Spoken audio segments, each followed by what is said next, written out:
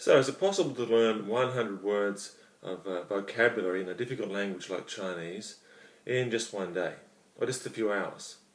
Well, I'm about to find out. Now, Chinese is considered one of the most difficult languages in the world. In practice, I don't think it's that difficult. It has tones, but basically there's only 4 tones in Chinese. You've got a rising tone, a falling tone, a rising and falling tone, and a flat tone. It's a bit difficult to understand for native English speakers because all the words in Chinese have no similarity to English words. So unlike, say, learning French or Spanish or a language like that, you don't have the luxury of having some words that have at least some similar meaning. But then again, you also don't have the disadvantage of having some words which sound like they do in English, in Spanish or French or those languages, but actually having a completely different meaning. Okay, so I've just taken 100 cards, and I've pre-selected these 100 cards from a pack of, or a box of Chinese vocabulary. I pre-checked them. I don't know any of the words on these cards. Now, my level of Chinese is barely intermediate, spoken Chinese. I probably can speak about 1,500 to 2,000 words, I would estimate. And my pronunciation is fairly good, I think. I can read almost no Chinese characters, and I can't write. Similarly, I can barely write any, and my listening ability is not quite as good as my speaking ability. But anyway, this particular activity that I'm going to show you, or this strategy for learning a lot of Chinese words, is purely for vocabulary. Okay, so here's the process that I use, and I'll explain this. The first thing is that you'll notice the cards that I use have the English word on one side, and this one is the cook, so it's someone who cooks, like a chef, I guess.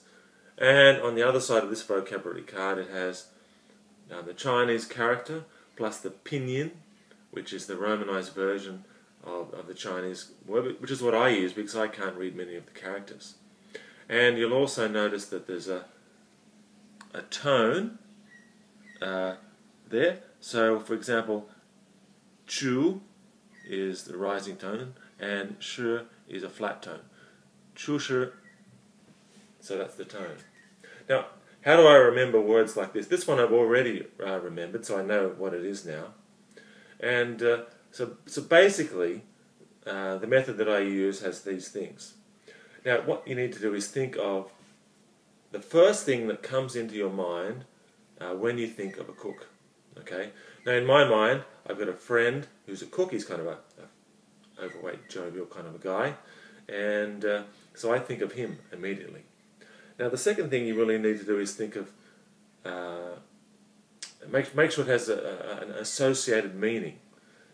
So if it's an adjective or an abstract noun or something like that, you need to fit it in with something meaningful. I'll show you a second word in a moment, which will be clear on that one. With simple nouns, meaningful situations are not quite so important.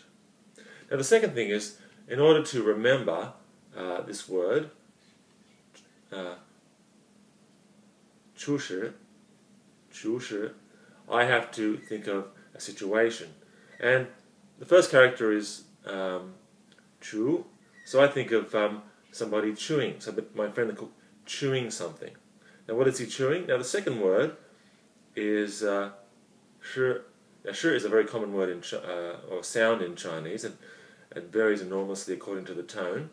Now, a key to remembering vocabulary is to think of something that has a strong emotional connection, a strong feeling or a strong smell, disgust, sexual images, excitement, things that are deeply meaningful or memorable to you. Now, in this case, I remember that the word shi in Chinese with a rising and falling tone, shi means shit. Okay, so the very memorable thing that I think of here is thinking of my friend eating shit. Okay, Now, that might not be very pleasant, but I'm sure not going to forget that image when I think of a cook, am I? So one of the keys here is to think of something highly memorable. And now the other thing I highly recommend you do when you're trying to remember words in Chinese is to include the tone in the image or the little mind video or movie that you have. Include the tone in the image. So in this for this example, 就是 what I think is my friend eating shit, okay? But his head is moving up and then across. And I remember, shall we say, a piece of feces which is shaped like that. Again, it's not very pleasant, but I'm sure not going to forget that. Okay. So anything that's disgusting, interesting, sexually perverted, very meaningful for you, all those kind of things are things that are going to stick in your head, okay? Fear is another one. Shame, if you can remember something associated with your life which is shameful, exciting, any of those things that have a strong meaning for you, then use those. And try to use the first thing that comes into your mind. So that way when you go back and try to remember what cook means or the cook means, then the first thing that comes into your head will be that image, which in my case is my friend the cook, and then it'll automatically connect into that emotional image that I had. Okay, so that's basically the process. And now this word, for example, urgent, urgent is an adjective, of course. The first thing that comes into my mind with urgent is the song Urgent by Foreigner, and Lou Gramm was the singer of Foreigner. And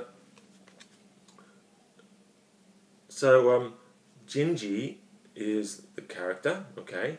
So for that, I think of Lou Gramm on stage singing something, and there's a kind of an emergency or urgent thing that happens, and that is that he's drinking a bottle of gin, okay? So in this case, the gin is shaped like the tone, gin, okay? So it's actually a curved bottle of gin, which I imagine him drinking.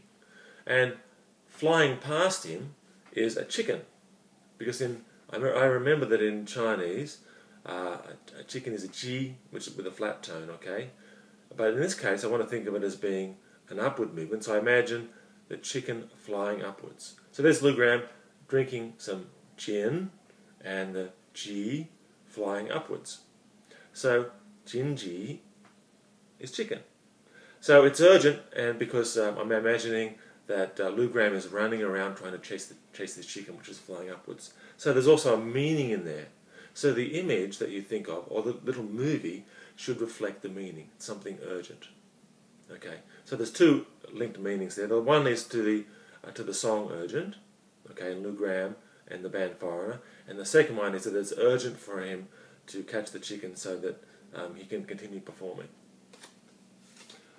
Okay, so that's that. Now what else do I need to tell you? Okay, so what I'm going to do now is I think that's just about it. Okay, I think I've told you everything I need to. If I remember something important, I'll tell you in the second part of the video. I'm going to go away and learn these 100 words, and I'm going to come back a little bit later today, and I'm going to pull out 10 cards at random from the list and see if that I can remember all of them. Okay, see you then.